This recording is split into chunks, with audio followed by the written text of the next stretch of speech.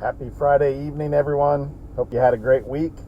Are you loving this weather if you live in Texas? I am. Fridays are my day off, and I got outside and mowed today, and it was nice mowing without sweating like crazy. So, hey, I wanted to talk just real briefly here. I've been talking a little bit about the how God has a name for us and the names that he calls us, and that has to do with our identity and why it's so important to find our God-given identity.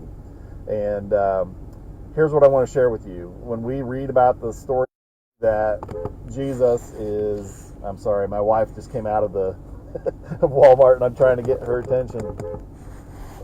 So when Jesus was baptized, it says that he came up out of the water and the Holy Spirit descended on him, or a dove descended on him.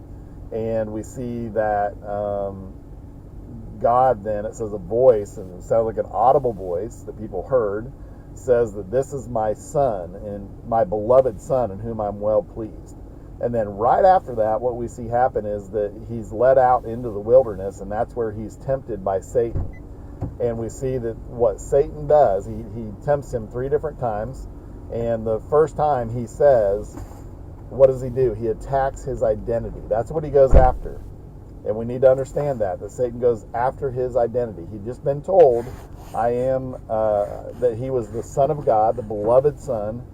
And now what Satan says on the first time he tempts him is, if you're really the Son of God, in other words, are you really the Son of God? If you are, then do this.